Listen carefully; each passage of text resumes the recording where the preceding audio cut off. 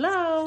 So yesterday we read chapter 3 of Wish by Barbara O'Connor. Today we're going to read chapter 4.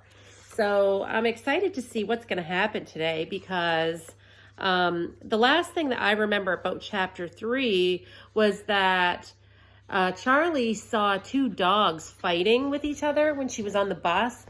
And I'm wondering if possibly one of those dogs she is going to see becoming her friend, because I kind of get the idea from what I read from the back of this that she's going to befriend a dog. So we haven't met that dog yet, but I think we're getting close to. So let's see what happens in chapter 4. I figured Bertha was going to be mad at me for kicking that girl, but she surprised me by putting an arm around me and saying, "Tomorrow's a new day." Then she gave me a little squeeze and added, "Personally, I love those boots." She didn't say one more word about my inappropriate behavior. Mama would have hollered at me and reminded me for the umpteenth time that I was a troublemaker like Scrappy. After supper that day, we had blueberry pie for dessert, and I got to make my wish. If you cut off the pointed end of a slice of pie and save it for last, you can make a wish when you eat it. I had learned that from my cousin Melvin, who swore it had worked for him when his brother ran off and got married and left him with the bedroom all to himself. I knew Gus and Bertha were watching me cut off that pointed piece and push it to the edge of my plate, but they didn't say anything. Even Bertha had been kind of quiet during supper. Maybe she really was mad at me for kicking Audrey. Maybe she was thinking, that apple don't fall far from the tree. Maybe that night in bed, she and Gus would whisper to each other about how much I am like Scrappy and what in the world they had gotten themselves into when they agreed to let me stay with them. After I ate that little pointed piece of pie and made my wish, I went out front to watch Gus do some weeding in the vegetable garden. A fluffy black cat rubbed against my legs, purring up a storm. I wrote my name in the dirt with a stick and then scribbled it out.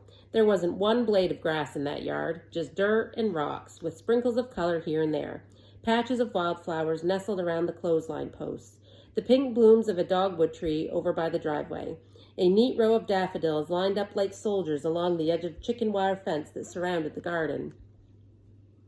Gus whistled while he hoed around the tiny tomato plants, stepping carefully between the pole beans and zucchini that were just beginning to poke through the warm spring dirt.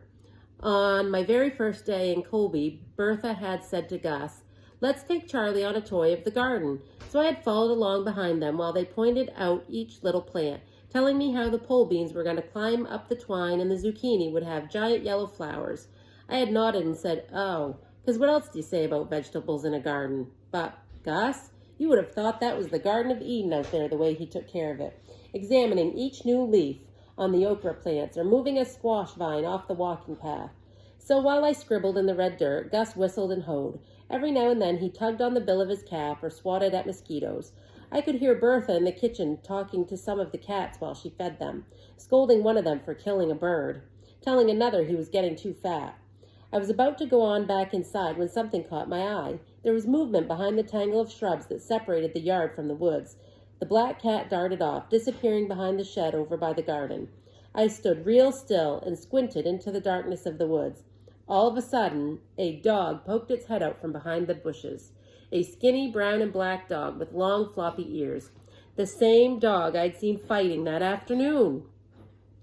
He looked at me and cocked his head. I took one slow tiptoeing step toward him. He ducked his head back a little, watching me. I took another step, and quick as lightning, he ran off into the woods. "Dang it," I said. "You say something?" Gus called from the garden. "There was a dog over there," I pointed to the bushes. "Brown and black. Floppy ears?" "Yeah," I said. "Did you see him?" "No, but I've seen him plenty of times before." "Who does he belong to?" Gus propped the hoe against the fence and sat in the lawn chair in the yard. "Just an old wild stray," he said. "Been hanging around here for months. Bertha keeps putting table scraps out for him. He don't mind eating her meatloaf, but he don't want nothing else to do with her." I looked toward the woods. "I bet I can catch him," I said. Gus took off his baseball cap and scratched his head. "That old mutt is mighty skittish." "If I can catch him, can I keep him?" "I think that dog would rather be a stray," he said. But I knew better. I knew what it felt like to be a stray, not having a home where somebody wanted you. And he was a fighter, like me. That dog and I had a lot in common. I was suddenly overwhelmed with love for that skinny dog. I made a solemn vow and promised to myself, right then and there, that dog is going to be mine. All right, so there is chapter 4. It was kind of a short chapter, but I'm going to stop there because I think that the next chapter is going to be really exciting. So I think it will be good to end our week, Friday, on an exciting chapter. So if you think you know what might happen next, feel free to put in the comments below what you think might happen next in this story. And I will read them and talk about them with you tomorrow.